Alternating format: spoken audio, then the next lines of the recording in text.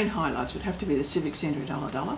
It certainly is a focal point for the Ulladulla community. It's well populated, it's well used, and I think it's a wonderful site. Well, I think the community came along with us. It took some time to get the community support and on board. It did happen, finally it did happen. It's become very much a focal point where people do congregate, come and have their coffee, go to the library, have their visitor information centre used as well. It's a wonderful complex. It's amazing, yes. It's a huge, like you say, facility for the community, an amazing multifunctional centre, and it's been a long time coming, but it's so worth waiting for. And it's just a beautiful place to be in. You go in and you just feel good, it makes you feel good inside. Yes, the people have been wanting that for some time, and it's a win-win for everybody. The farmer whose land it was on is now using the reclaimed water from the sewage system, which again is a bonus for him and it's a bonus for everybody. The Kangaroo Valley certainly waited a long time for their sewage scheme. Now they've got it, and it's a very good one. There's two things I want to mention. The first one is the 60% decline in revotes, and that is a very good effort on the part of Ben Stewart and his team. I really want to say thank you to him for that.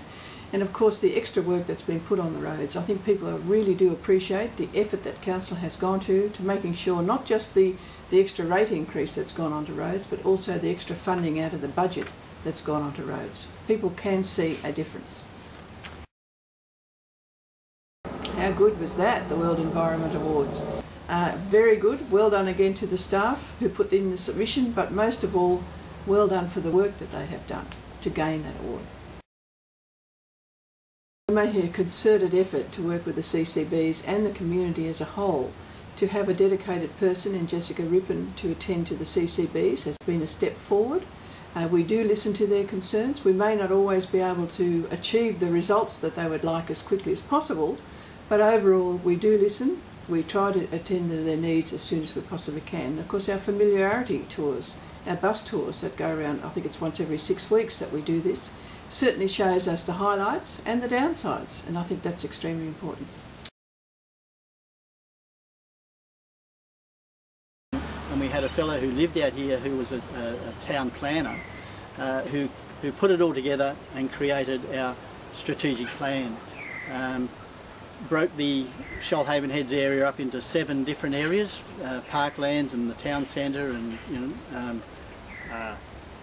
the bush area and that sort of things, and what we can do in all those different areas.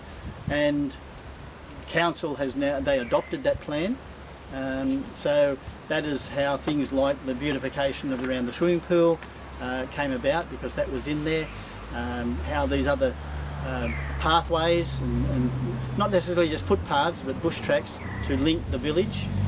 All of those things came out of what the community asked to be done, and yeah, with working with Council, they've been very, very good and helped us out, and yeah, I think we've done pretty well.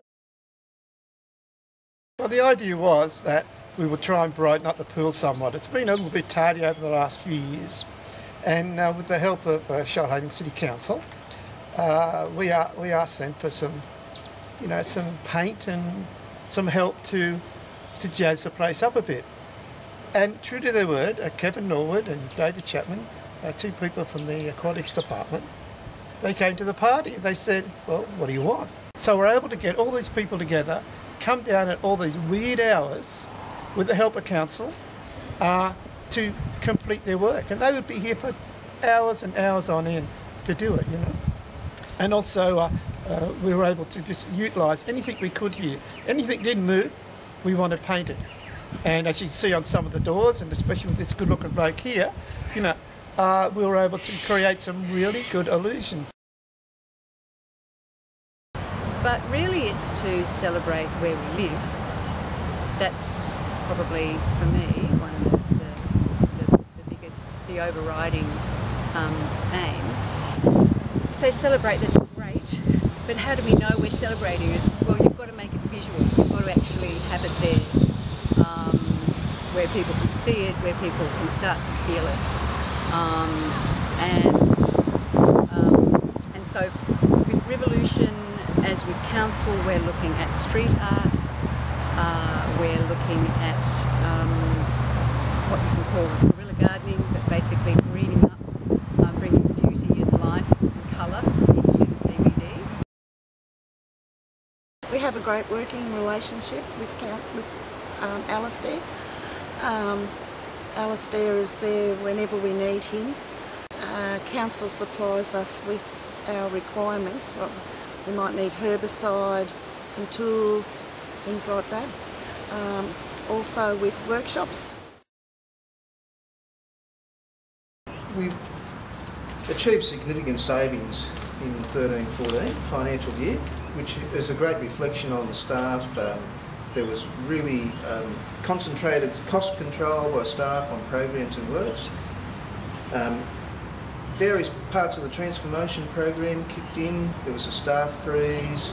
We had staff reductions through the organisation restructuring. In fact, there was about a 30% reduction in management positions. The special rate variation was really focused on improving and upgrading infrastructure. So there was about 2.3 million is the revenue we received through the additional rates. And all of that is focused on roadworks or pathways, which is a big demand in the community. Things like Jindiandi Road, Lake Conjola Entrance Road, Currarong Road, pathways at Milton, Ulladulla, right across the city. We've tried to share it right around.